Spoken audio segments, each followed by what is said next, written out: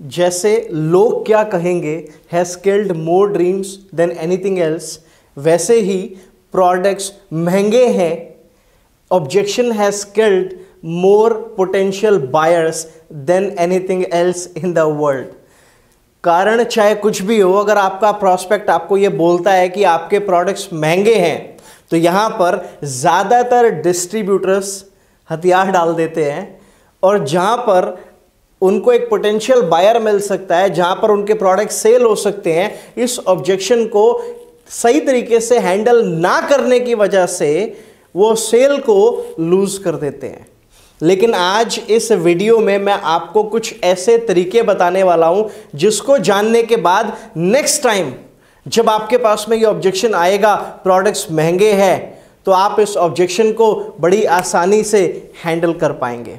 लेकिन इससे पहले हम बात करें कि इसको हैंडल कैसे करना है, सबसे पहले बात करते हैं कि ये ऑब्जेक्शन आने का रीज़न क्या है। वैसे तो बहुत सारे रीजंस हैं, लेकिन आज मैं आपके साथ में 3 रीजन के बारे में डिस्कस करूंगा और फिर बताऊंगा कि किस तरीके से, कारण चाहे कुछ भी हो, आप इस ऑब्जेक्शन को हैंडल कर सकते हो।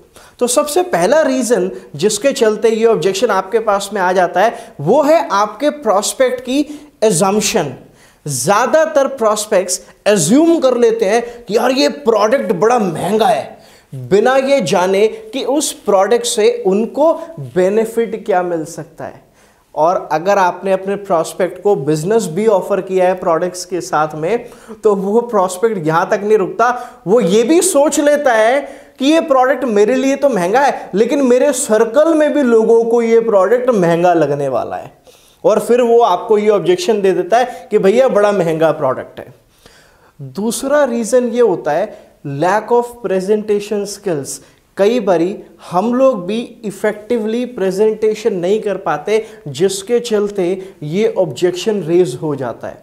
एक बार मुझे किसी ने एक बड़ी अच्छी बात बताई, उन्होंने बताया अगर आपका प्रॉस्पेक्ट आपको ये बोल रहा है कि आपके प्रोडक्ट महंगे हैं, इसका मतलब इनडायरेक्टली आपको वो ये बोल रहा है कि आपको आपके प्रोडक्ट में वैल्यू नहीं दिखानी आती, आपको आपके प्रोडक्ट की नॉलेज नहीं है। जाओ पहले नॉलेज लेकर आओ, पहले प्रोडक्ट की वैल्यू दिखाना सीखो, उसके बाद हमारे पास आना।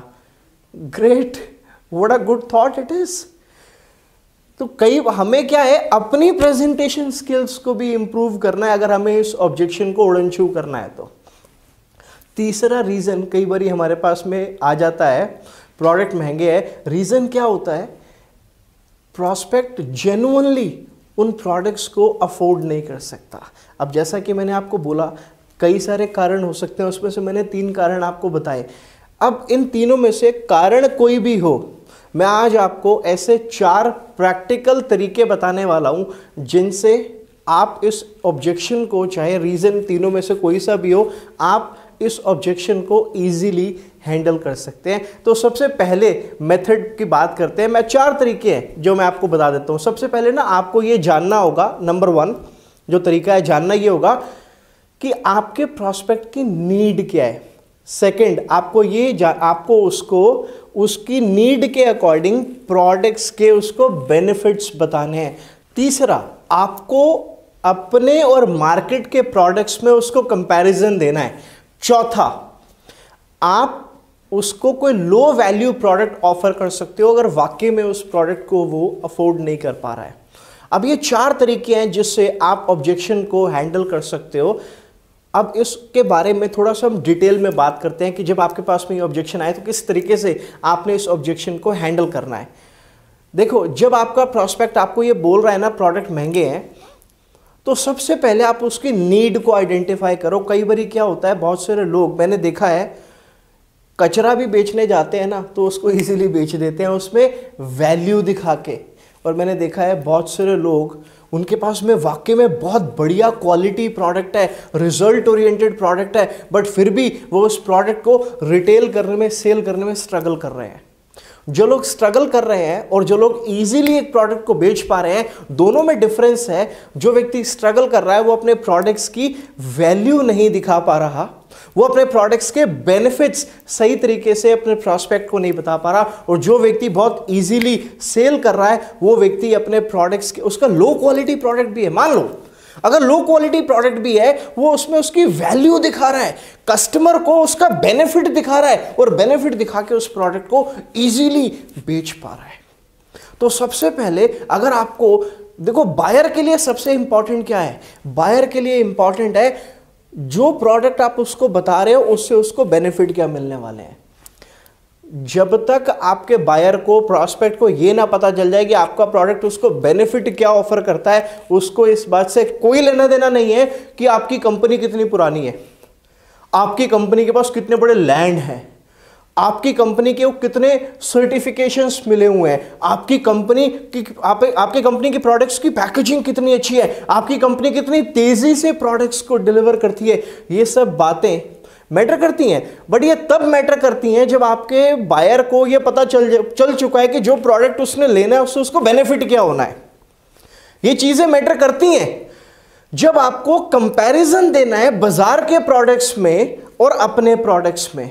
बट जब तक, सबसे पहले आपके बायर को यह जानना है कि जो चीज आप उसको बता रहे हो उससे उसको फायदा क्या मिलने वाला है, और ये आपको कैसे बताना है ये मैं आपको इस वीडियो में आगे बताता हूं। लेकिन ये बताने से पहले कि उसको बेनिफिट्स कैसे बताने हैं, पहले आपको ये बताना है कि उसको बेनिफिट्स बताने किस चीज के हैं। जैसा कि पहला पॉइंट मैंने आप लोगों के साथ डिस्कस किया था, identify what your buyer needs. आपके बायर को चाहिए क्या, पहले आप ये पता लगाओ। कई बार क्या होता है, हमें से बहुत सारे लोग वर्बल डायरिया स्टार्ट कर देते हैं, जो उनको पता है ना वो अपने प्रॉस्पेक्ट को बताने लगते हैं। मैटर ये नहीं करता आपको क्या पता है और आपने प्रॉस्पेक्ट को क्या बताया, मैटर ये करता है कि आपका प्रॉस्पेक्ट क्या जानना चाहता है, उसकी करंट जरूरत क्या है। हो सकता है आपको स्किन केयर प्रोडक्ट्स की बड़ी अच्छी नॉलेज है और आप उसको, अपने प्रॉस्पेक्ट को स्किन केयर के बारे में बताना स्टार्ट कर देते हो सकता है उसको इस समय हेल्थ केयर प्रोडक्ट्स की रिक्वायरमेंट है, लेकिन आप गए प्रेजेंटेशन दिखाने, आप प्रोडक्ट के बारे में बताने गए, आपने जाके बताना स्टार्ट कर दिया बिना ये जाने कि उस इंसान को चाहिए क्या। तो सबसे पहले जब आप प्रेजेंटेशन देते हो तो आपको ये जानना है कि आपके बायर की नीड क्या है, और ऐसा करने के लिए आप उसकी नीड को आइडेंटिफाई करो। मेरे चैनल पर एक वीडियो भी है, कैसे करें नीड आइडेंटिफिकेशन। वो वीडियो देखकर भी आप ये पता लगा सकते हो कि किस तरीके से नीड्स को आइडेंटिफाई किया जाता है। अगर आपको पता चल गया कि उसको क्या चाहिए, उसकी नीड आइडेंटिफाई हो गई, अब सेकंड स्टेप ये है, अब आप उसको वो बेनिफिट्स बताओ जो बेनिफिट्स आपका प्रोडक्ट ऑफर करता है। वो कैसे बताओगे? जो प्रोडक्ट आपने उसको बताना है, जो आपके प्रोडक्ट्स हैं, जो आप उसको बता सकते हो, उन प्रोडक्ट्स के बेनिफिट्स की लिस्ट बना लो। कम से कम 7-8 पॉइंट्स बना लो और जब प्रेजेंटेशन दो, और उस प्रेजेंटेशन में जो वो स्पेसिफिक प्रोडक्ट जो आपको उसको बताना है उसके बेनिफिट्स को बताओ उसको, कि ये प्रोडक्ट डायरेक्टली उस प्रॉस्पेक्ट को क्या क्या बेनिफिट करेगा। क्योंकि देखो, आपका प्रॉस्पेक्ट पहले जो डिसीजन लेता है ना, वो इमोशनली लेता है, उसके बाद वो उस इमोशनल डिसीजन को लॉजिक से जस्टिफाई करता है। इमोशनल डिसीजन क्या है? अच्छा, ये प्रोडक्ट मेरे को अच्छी हेल्थ देगा, मैं अच्छा दिखूंगा, मैं गोरा दिखूंगा, मेरी स्किन ज़्यादा ब्राइट करेगी, या मेरी हेल्थ इंप्रूव हो जाएगी। ये उसका इमोशनल डिसीजन है। अब उसको लॉजिक से कैसे जस्टिफाई करेगा? जब आप तीसरे पॉइंट पे आओगे। वो तीसरा पॉइंट क्या है? जब आप उसको कंपैरिजन दोगे कि देखो, why our product is better than other market products. जब आप उसको एप्पल टू एप्पल कंपैरिजन दिखाओगे, प्रैक्टिकल कंपैरिजन दिखाओगे, आपको कंपैरिजन वाले स्टेप पे दूसरी कंपनीज के प्रोडक्ट्स को नीचा दिखाने की जरूरत नहीं है। दूसरी कंपनीज के प्रोडक्ट्स की बुराई करके अपने प्रोडक्ट्स की अच्छाई करने की जरूरत नहीं है। अगर आप एक अच्छी चीज में डील कर रहे हो तो केवल अपने प्रोडक्ट के बारे में बात करो, that is more than enough.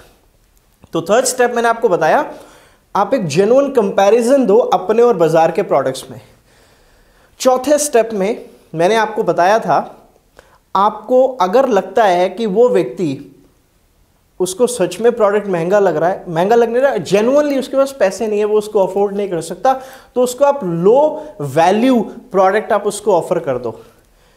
जब आप नीड को आइडेंटिफाई करते हो ना, और जब आप उसके साथ में बेनिफिट्स को शेयर कर रहे हो, उसी दौरान आपको ये पता चल जाता है कि वो व्यक्ति अफोर्ड कर भी सकता है कि नहीं कर सकता। अगर वो जेन्युइनली अफोर्ड नहीं कर सकता तो ज़रूरी नहीं है कि आपने पहले ही दिन उसको 20,000 का, 10,000 का, 30,000 का, 40,000 का प्रोडक्ट आपको उसको देना है।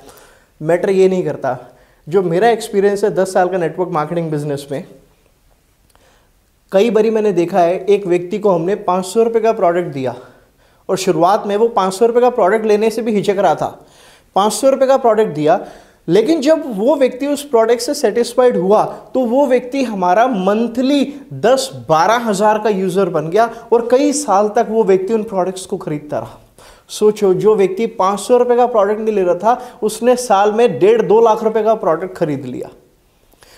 हमें से कई बारी कुछ लोग गलती क्या करते हैं, वो ये सोचते हैं कि आज कस्टमर मिल रहा है, आज बायर मिल रहा है, तो हम क्या करते हैं फटाफट से उसको जितना प्रोडक्ट हो सके चिपका दें उसको। Do not do that. We are into relationship building business.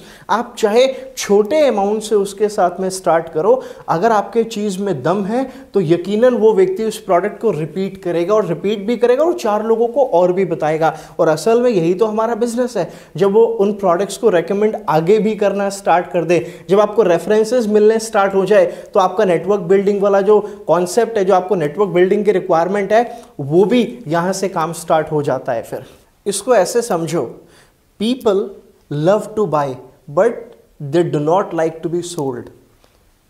आपका काम है अपने प्रॉस्पेक्ट को हेल्प करना वो खरीदने में जो वो खरीदना चाहता है। आप देखो, एक व्यक्ति अपनी फैमिली के साथ में एक अच्छे रेस्टोरेंट में जाता है, वहाँ जाके खाना खाता है और हज़ारों रुपया, 1,000, 2,000, 4,000, 5,000, 10,000 रुपये तक वो एक अच्छे रेस्टोरेंट में अपनी फैमिली के साथ में एक मील, लंच या डिनर खाने में स्पेंड कर देता है। उसको मालूम है कि यही एक मील अगर मैं घर पे पकाता और अपनी फैमिली के साथ खाता तो शायद 100 रुपये भी खर्चा नहीं आता, लेकिन फिर भी वो हज़ारों रुपये रेस्टोरेंट में जाके खर्च कर रहा है। क्यों? क्योंकि वहाँ पर उसको अपनी फैमिली के साथ एक डिसेंट एम्बियंस में बैठकर खाना खाना ज़्यादा अच्छा लग रहा है बजाय उसकी कॉस्ट को देखने के। तो जब इंसान को किसी चीज़ में वैल्यू दिखती है तो वो उसकी कॉस्ट को भूल जाता है। और आपको भी यही करना है, अपने प्रॉस्पेक्ट को आपको अपने प्रोडक्ट में वैल्यू दिखानी है, उसके बेनिफिट्स गिनवा के।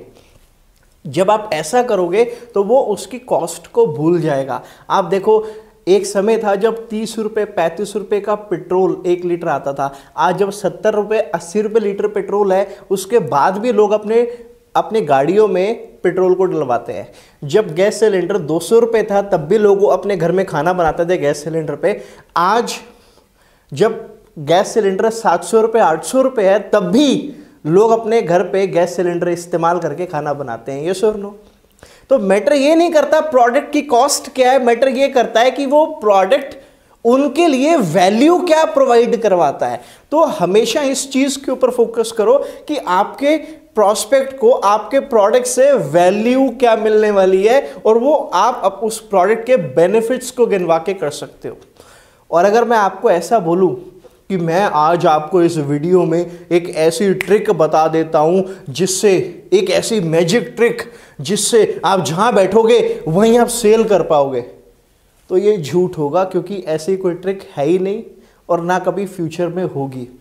हर काम के अंदर एक लॉ ऑफ एवरेज होती है और बिल्कुल इसी तरीके से नेटवर्क मार्केटिंग बिजनेस में भी, चाहे आप प्रोडक्ट्स की बात करो या बिजनेस की बात करो, लॉ ऑफ एवरेज काम करती है। हाँ, उस लॉ ऑफ एवरेज को हम अपनी प्रेजेंटेशन स्किल्स के ऊपर काम करके, हम अपने ऊपर काम करके उस एवरेज को इंप्रूव कर सकते हैं।